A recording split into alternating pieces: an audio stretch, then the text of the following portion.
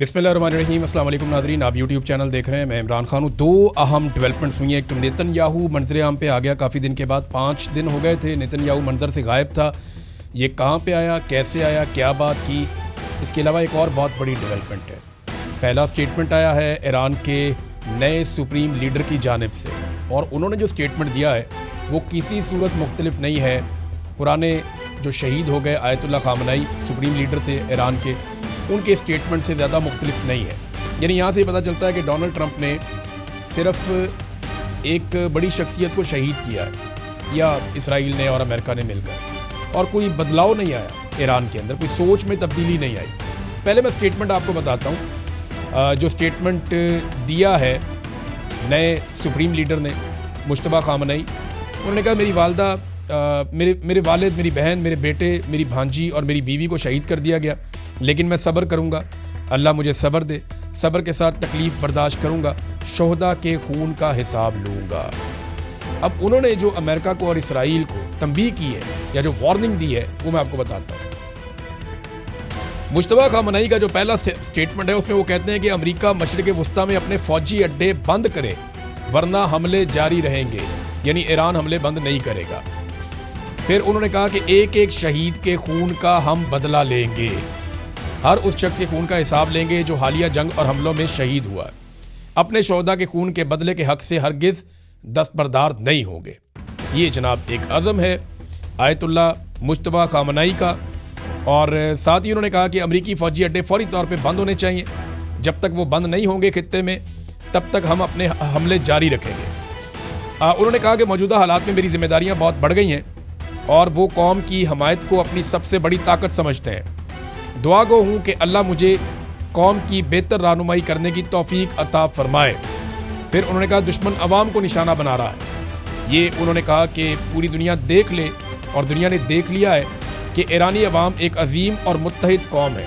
अगर अवाम की हमायत ना हो तो किसी भी रहनुमा की कोई हैसियत नहीं होती। दुश्मन ईरान और उसकी अवाम को निशाना बना रहा है, लेकिन ईरानी कौम इत्तेहाद के साथ इन साजिशों का मुकाबला करेगी। फिर उन्होंने कहा कि ईरान का जो निशाना है वो अवाम नहीं है, वो अमरीकी फ़ौजी अड्डे हैं। अपने पैगाम में उन्होंने मज़ीद कहा कि ईरान किसी आम शहरी या मुल्क को निशाना नहीं बना रहा, बल्कि सिर्फ फ़ौजी अड्डों को हदफ बना रहा है, और ये कार्रवाइयाँ जारी रहेंगी। फिर उन्होंने कहा कि जितने पड़ोसी ममालिक हैं उनके साथ हम दोस्ताना ताल्लुकात रखना चाहते हैं, और हमारी ये ख्वाहिश है कि उनके साथ अच्छे ताल्लुकात हों। ईरान खित्ते में अमन चाहता है, लेकिन अपने दिफा और शोहदा के खून का बदला लेने से हम पीछे नहीं हटेंगे। ये जनाब स्टेटमेंट है। पहला ही स्टेटमेंट बहुत सख्त है उनका, उन्होंने साफ कह दिया जनाब यहाँ से अड्डे लेकर जाओ। दूसरा उन्होंने कहा हमले हम बंद नहीं करेंगे। तीसरा उन्होंने कहा कि हम तो बदला लेंगे जो हमारे साथ किया गया। चौथा उन्होंने कहा कि दुनिया देख ले कि ज़्यादती हमारे साथ हुई है, हमने नहीं की। अब जो नेतन्याहू आया मंजर आम पे, ये 5 दिन के बाद आया, और नेतन्याहू के बारे में कुछ आइडिया नहीं था कि ये किधर चले गए हैं। लेकिन अब पता चला कि नेतन्याहू ने किसी नामालूम मकाम से एक प्रेस कॉन्फ्रेंस की है। ये जो प्रेस कॉन्फ्रेंस कल की नेतन्याहू ने, इसमें मीडिया उनके सामने मौजूद नहीं था, यानी नेतन्याहू कैमरा पे था, लेकिन मीडिया के जो क्वेश्चंस हैं वो ऑनलाइन आ रहे थे, सामने मौजूद नहीं था। वो उस तरीके से नहीं थी प्रेस कॉन्फ्रेंस कि आप बैठ जाएं मीडिया में और सामने आ जाएं।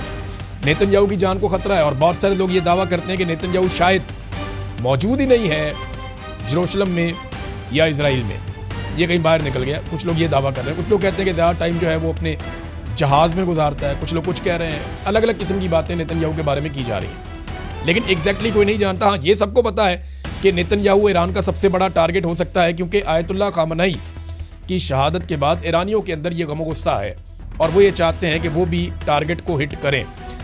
नेतन्याहू ने जो बातें की हैं उनमें चंद बातें अहम हैं।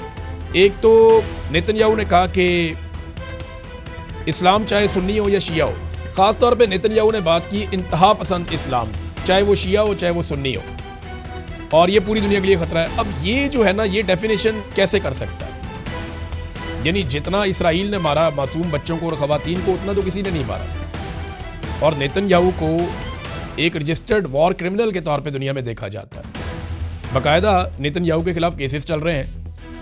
अब वही नेतन्याहू जो है वो पूरी एक उम्मत को या पूरे एक मज़हब के मानने वालों को वो टारगेट कर रहा है। तो ये तय कौन करेगा कि कौन दहशतगर्द है कौन नहीं है? लेकिन ना ये तो कोई तरीकाकार नहीं है कि आप किसी भी मुल्क के ऊपर चढ़ जाएं और उसके ऊपर आप अटैक कर दें और आप कहीं दहशतगर्द हैं। सवाल ये है कि जितने बच्चे शहीद हो गए या जितनी खवातीन शहीद हो गई, अभी जो लड़ाई हुई उसमें लगभग 20,000 बच्चे और 33,000 खवातीन गजा में सिर्फ शहीद हुई हैं। ईरान के अंदर जो बच्चे जख्मी और शहीद हुए हैं उनकी तादाद 1100 है। इसी तरह बैरूत के अंदर खवातीन और बच्चों को शहीद किया जा रहा है लबनान में। तो क्या ये सारे दहशतगर्द हैं या ये इंतहा पसंद है? ऐसा तो नहीं है।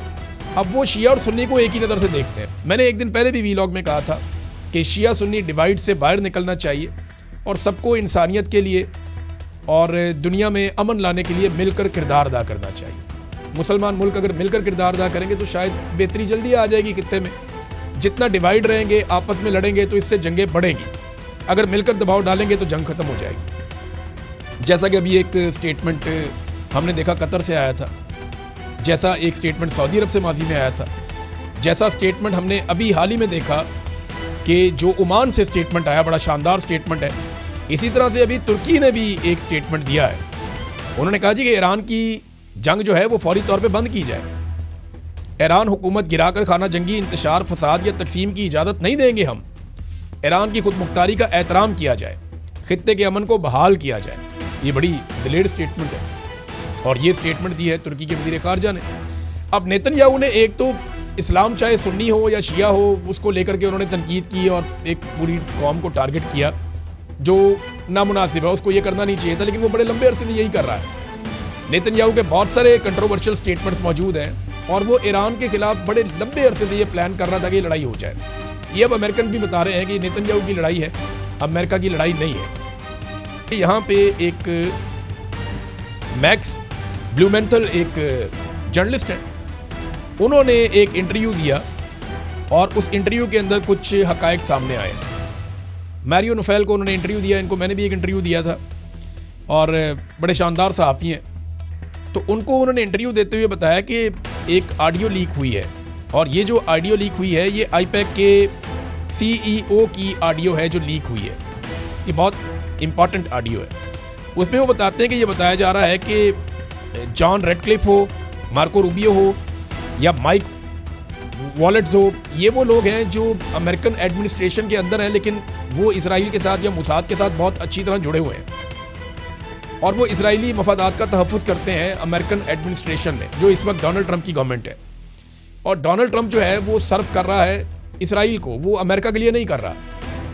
वो एक्चुअली जो इसराइल चाहता है वो कर रहा है। अब इस किस्म की ऑडियो लीक होने के बाद बहुत सारी चीज़ें मज़ीद क्लियर हो गई हैं, बल्कि उसने ये भी बताया कि 40 साल से इस मनसूबे पर काम किया जा रहा है कि ईरान को ख़त्म किया जाए और 30 साल पहले ये आश्कार भी हो चुका था। इसमें बहुत सारी चीज़ें पहले भी सामने आ चुकी हैं और अब भी चीज़ें सामने आ रही हैं। तो ये लड़ाई कभी भी अमेरिका की लड़ाई नहीं थी, ना अमेरिका को इसमें कोई ख़तरा था, लेकिन अमेरिका की मौजूदा एडमिनिस्ट्रेशन को बड़े अच्छे तरीके से इसराइल ने इस्तेमाल किया और इस लड़ाई के अंदर उनको धकेल दिया। अब वहाँ पर रजीम चेंज करने की कोशिश तो कामयाब हुई नहीं, वो नेतन्याहू मान भी गया। देखा, ईरानी अवाम की कोशिशों के बगैर हुकूमत का तख्ता नहीं उल्टाया जा सकता। हमें उम्मीद है कि हुकूमत गिर जाएगी। हुकूमत ना भी गिरी तो ये बहुत कमज़ोर हो जाएगी, यानी इस बात का नेतन्याहू के पास कोई जवाब नहीं है। अब तक के लिए इतने, अपना ख्याल रखिएगा, अपने चैनल का भी। अल्लाह हाफ़िज़।